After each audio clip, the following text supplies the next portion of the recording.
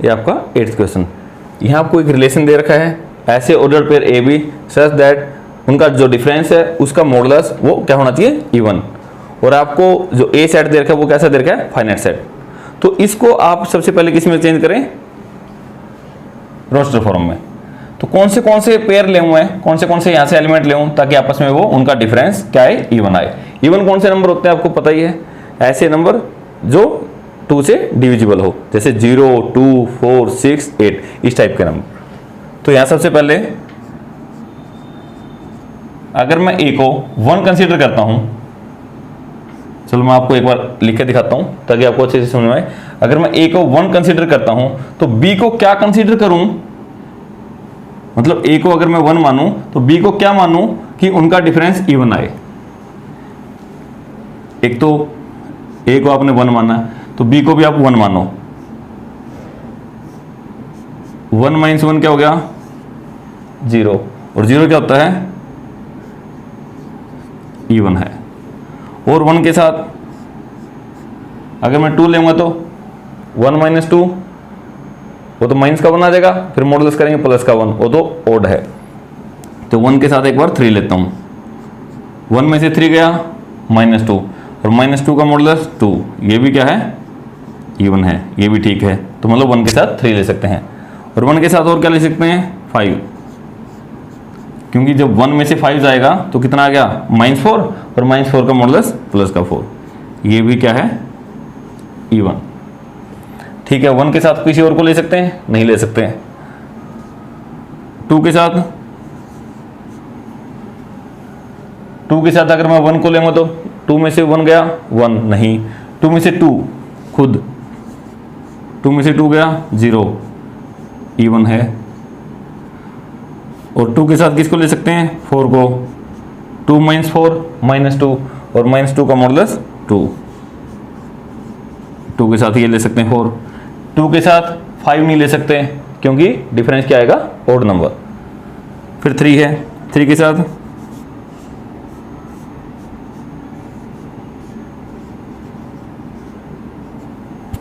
के साथ 1 ले लिया, क्योंकि 3 में से 1 गया 2 बच जाएगा, इवन है। और 3 के साथ किसको ले सकते हो, खुद 3 को, 3 माइनस 3 क्या है, 0, ये भी इवन है।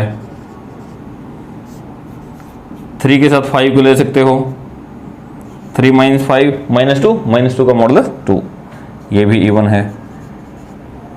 और 3 के साथ किसी को ले सकते, जो मैं ओड वाले हैं वो केसेस नहीं लिख रहा हूं मैं, आप करके देख लेना, लिखने की तो इतने की भी जरूरत नहीं है यहां पर।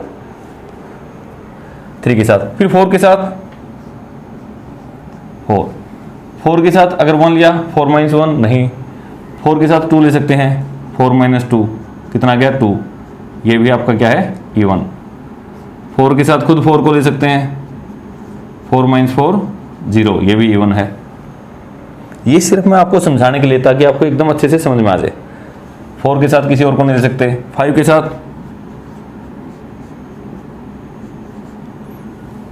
1 ले सकते हैं, 5 में से 1 गया 4, ये इवन है। और 5 के साथ 2 लेोगे तो अंतर आएगा 3, वो भी नहीं ले सकते। 5 के साथ किसको लेोगे, 3 को, क्योंकि 5 माइनस 3 कितना हो गया, 2, इवन है। और 5 के साथ 5 0, ये भी इवन है।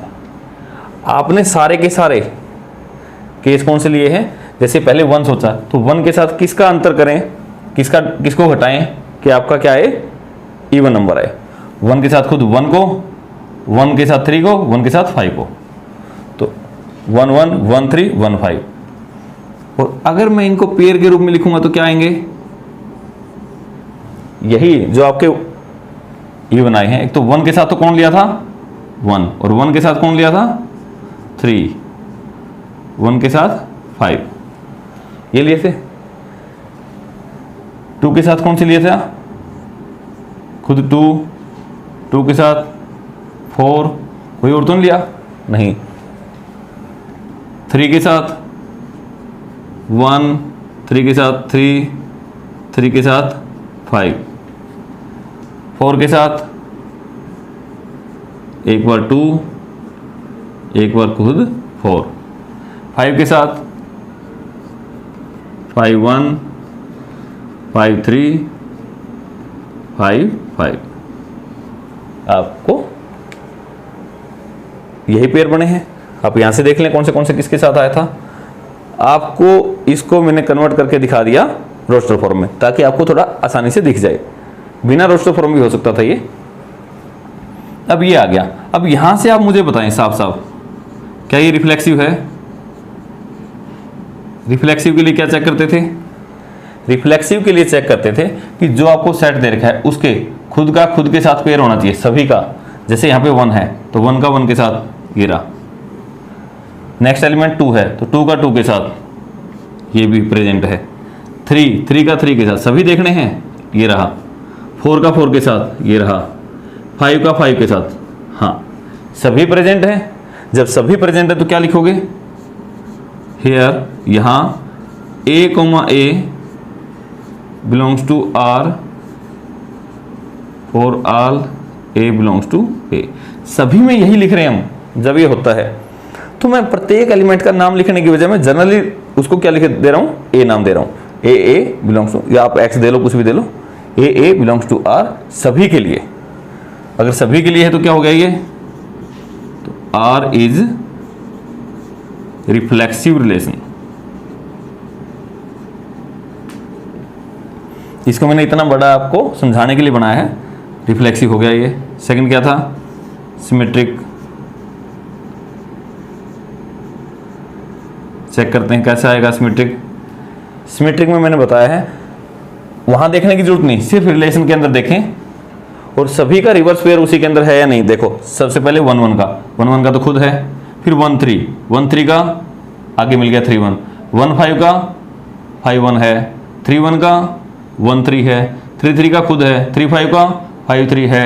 2 2 का खुद है। 2 4 का 4 2। 4 2 का 2 4, ये खुद का खुद है। 5 1 का 1 5। 5 3 का 3 5। 5 5 का खुद। मतलब सभी एलिमेंट चेक करने हैं और सभी एलिमेंट का रिवर्स पेयर यहाँ पे है। तो आप क्या लिखोगे? Here A, B belongs to R। अगर A भी R के अंदर है, रिलेशन के अंदर कोई पेयर है, तो दिस इंप्लाइज, इसका मतलब उसका रिवर्स पेयर भी वहां है। अगर A भी रिलेशन के अंदर है तो BA भी रिलेशन के अंदर है। किसके लिए? सभी के लिए।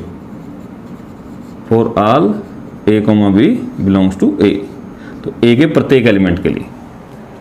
अगर प्रत्येक के लिए है तो इसका मतलब R इज सिमेट्रिक रिलेशन। तो R कैसा रिलेशन है? सिमेट्रिक है। Third one transitive.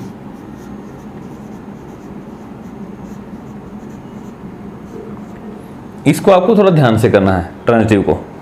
ट्रांजिटिव के लिए मैंने आपको बताया था जो खुद के साथ पेयर है, जैसे 1 का 1 के साथ, 2 का 2 के साथ, 3 का 3 के साथ, 4 का 4 के साथ, 5 का 5 के साथ। इन एलिमेंटों के साथ आपको चेक करने की जरूरत नहीं है। ऐसा नहीं कि नहीं करते तो हैं, लेकिन इनके साथ जब भी आप पेयर चेक करोगे वो हमेशा प्रेजेंट होगा। तो अपना टाइम यहां पर बचा ले।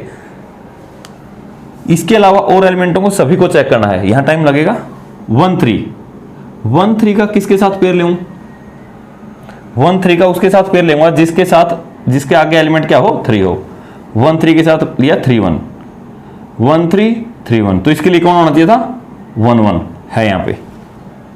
अब 1 3 के साथ किसको ले 3 5 को, क्योंकि यहां भी 3 है, यहां भी 3 है। तो इसके लिए कौन होना चाहिए? 1 5। ये भी है, 1 5 भी है। तो 1 3 के साथ और तो किसी के आगे 3 है नहीं, तो इसके लिए तो सभी है। फिर 1 5 के साथ 1 5 के लिए वो पेयर ढूंढे जिसके आगे 5 हो। 1 5 यहां तो किसी के आगे नहीं है, यहां है 1 5 5 1। तो इनके लिए कौन होना चाहिए? 1 1, वो भी है। 1 5 के साथ और कौन ले सकते हैं? 5 3 को। तो यहां पे 5 कॉमन है तो 1 3, तो 1 3 भी है। तो इस प्रकार से जब आप सभी एलिमेंट के लिए चेक करोगे तो सभी के सभी यहां पर प्रेजेंट हैं। तो आप क्या लिखोगे? Here AB, BC belongs to R। मतलब ऐसे दो पेयर आपने यहां पे लिए जिनके लिए ये कॉमन था, तो उसके लिए हर बार this implies AC belongs to R। तो मतलब ये हमेशा यहां पर आपने पाया है। किसके लिए? For all A B C belongs to A, सभी ए बी सी ए के अंदर। यहां तो यही होता है, यहां पर सिर्फ ए लेते हैं, यहां पर ए बी और यहां पर ए बी सी, तो इनके लिए प्रेजेंट है। प्रेजेंट है तो इसका मतलब क्या हो गया? R is transitive relation.